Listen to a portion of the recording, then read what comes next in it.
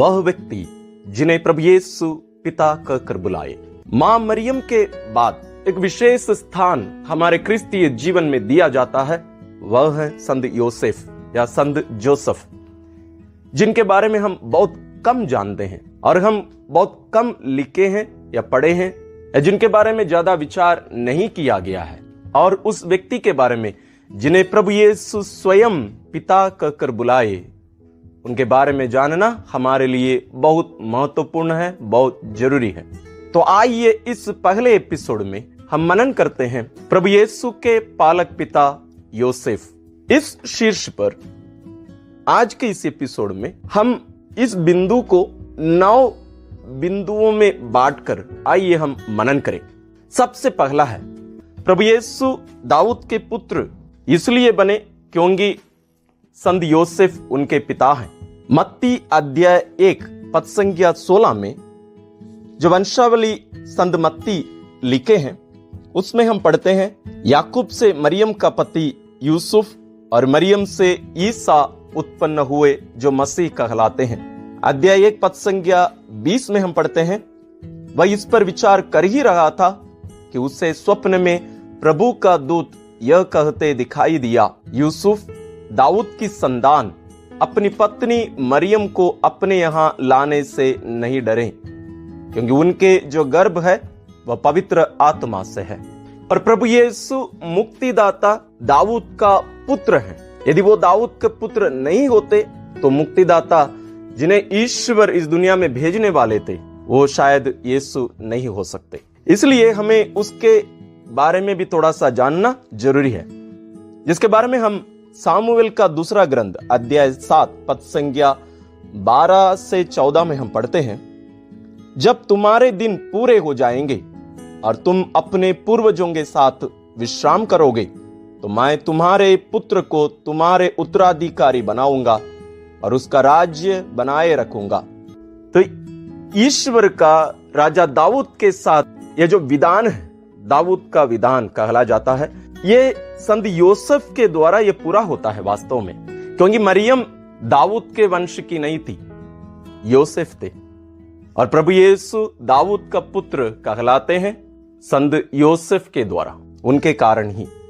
इसलिए बाइबल में भी हम अलग अलग जगहों पर हम पढ़ते हैं, लूक का अध्याय 4 पद संख्या 22, योहन अध्याय 1 पद संख्या 45, योहन अध्याय 6 पद संख्या 42, और भी अलग अलग जगहों पर हम इसके बारे में पढ़ सकते हैं।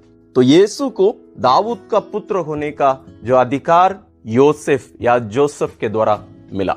दूसरा बिंदु है, यीशु इब्राहिम की भी संतान है। संत यह भी अधिकार संत यूसुफ के द्वारा उन्हें मिला।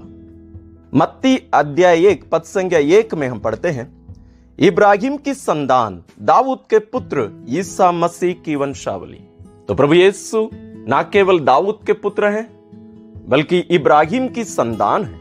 हर यहूदी इब्राहिम की संतान है। यह यहूदी कैसे हम बोलेंगे कि ये फलाना व्यक्ति यहूदी है, इसके बारे में हम उत्पत्ति ग्रंथ अध्याय 17 पद संख्या 10 में हम पढ़ते हैं, मैंने जो विधान तुम्हारे और तुम्हारे वंशजों के लिए निर्धारित किया और जिसका तुमको पालन करना चाहिए, वह इस प्रकार है, तुम लोगों में से हर पुरुष का खतना किया जाएगा। यहूदियों का खतना होता था, आज भी होता है। तो ईश्वर और इब्राहिम के बीच का जो विधान था, उसका चिन्ह है खतना, और यह यूसुफ के द्वारा यीशु को किया गया था। तो यह अधिकार या यीशु इब्राहिम की संतान ये इस खतने के द्वारा होते हैं वास्तव में, क्योंकि यह विधान यीशु पूरा करने के लिए भी आए, उसको वो पूरा करते भी हैं। और इसके द्वारा ही वो ईश्वर का जो विधान है, मुक्तिदाता के रूप में इस दुनिया में भेजे जाने वाले थे, वो सब इसके द्वारा पूरा होता है। और इब्राहिम जो बहुत सारे राष्ट्रों के पिता बनेंगे, वो भी यीशु के इस खतने के द्वारा पूरा हुआ, क्योंकि यीशु में विश्वास करने वाले सभी इब्राहिम की संतान बन जाते हैं। तीसरा बिंदु है, यीशु को नाम देने का अधिकार योसेफ के हाथ में था। मत्ती अध्याय 1 पद संख्या 21 में हम पढ़ते हैं, वे पुत्र प्रसव करेंगी और आप उसका नाम ईसा रखेंगे, क्योंकि वे अपने लोगों को उनके पापों से मुक्त करेगा। वे पुत्र प्रसव करेगी और आप उसका नाम ईसा रखेंगे। आप उसका नाम ईसा रखेंगे। ये मां नाम नहीं देती थी वास्तव में। खतने के समय पिता वहां उपस्थित होते और बच्चे को पहली बार नाम लेकर पुकारना पिता का एक प्रकार से अधिकार था। यीशु को यीशु कहकर संत योसेफ या जोसेफ पहली बार बुलाए। चौथा है प्रभु यीशु का लालन पालन करना या पालन पोषण करना। हम प्रभु यीशु को पवित्र यूकरिस्त में ग्रहण करते हैं और उससे बड़ा घनिष्ठता इस दुनिया में किसी मनुष्य का नहीं हो सकता। लेकिन प्रभु यीशु को इस दुनिया में मानव रूप में अपने गोद में उठाने, उनका पालन पोषण करने, उनके साथ खेलने, उनका स्पर्श करने, उनका चुंबन करने का अधिकार, अवसर मां मरियम के बाद संत योसेफ के ही मिला था। हम संत योसेफ को एक प्रकार से एक बुजुर्ग व्यक्ति के रूप में बहुत सारे चित्र में उन्हें दिखाया जाता है, लेकिन वास्तविकता वो नहीं है। आज कलीसिया हमें बताती है कि वो संभव नहीं। मां मरियम के उम्र के ही लगभग थे, 3-4 साल बड़े होंगे जरूर, 20 साल के अंदर, उससे बड़ा नहीं। तो ये पिता अपने इस पुत्र को कितना प्यार से लालन पालन किए होंगे, उनके साथ खेले होंगे, उनका चुंबन किए होंगे, उनका स्पर्श किए होंगे।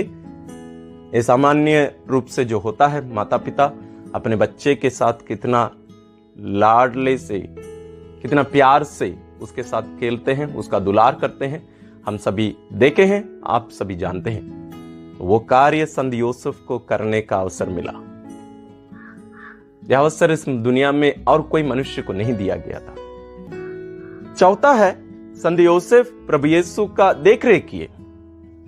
कहने का मतलब प्रभु यीशु को खिलाने का, अपने हाथों से खिलाने का केवल नहीं, बल्कि अपने मेहनत से उनका देखरेख करना।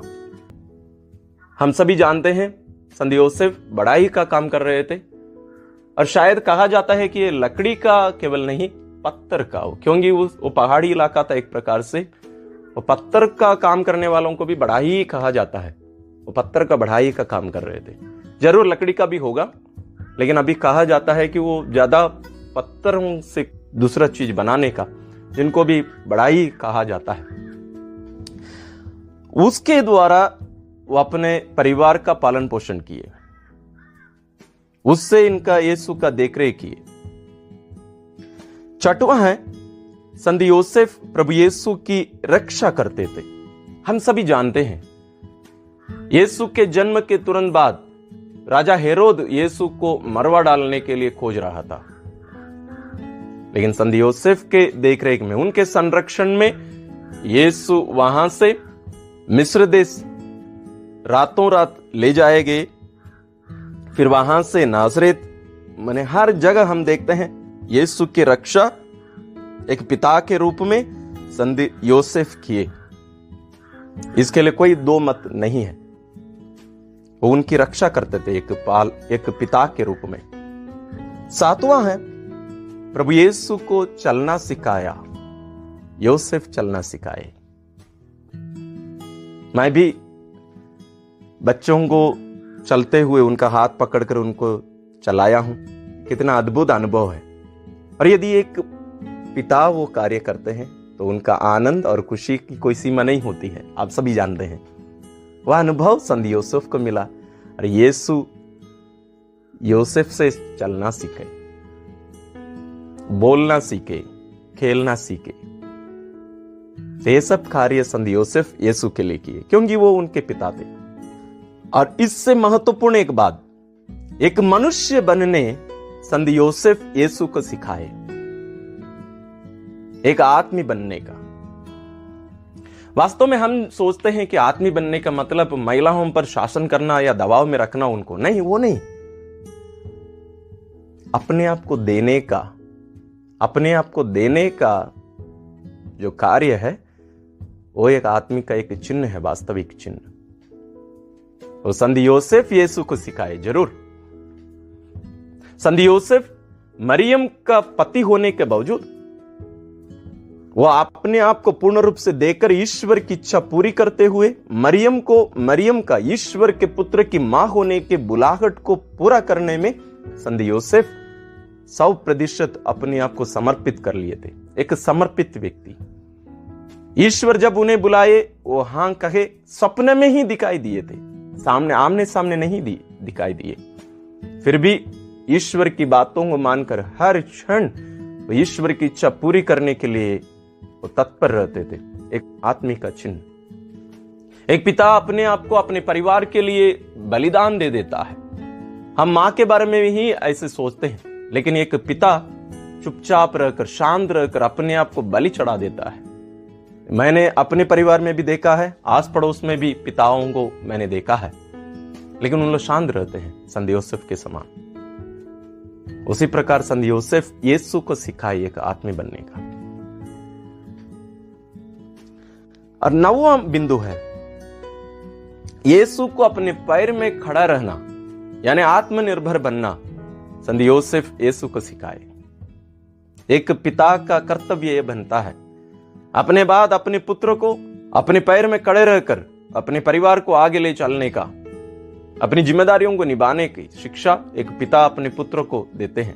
उसी प्रकार संत योसेफ यीशु को एक शिक्षा दिए और यीशु अपने जीवन में उसको पूरा भी किए। तो ये आज के ये पहले दिन में हमने यीशु के पालक पिता योसेफ के बारे में हमने मनन किया। इन बिंदुओं पर आप जरूर और भी गहराई से मनन करिए।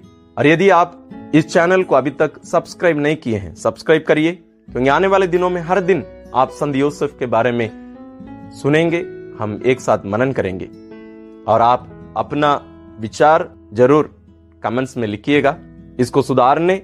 और यदि आपको लगता है कि इसमें और भी बिंदु जोड़े जाना चाहिए, मैं मानता हूं जरूर जोड़े जाना चाहिए। आपके मन में ऐसे कोई बात आए, आप जरूर कमेंट्स में लिखिएगा। ईश्वर हम सबों को संत योसेफ के द्वारा आशीष प्रदान करें।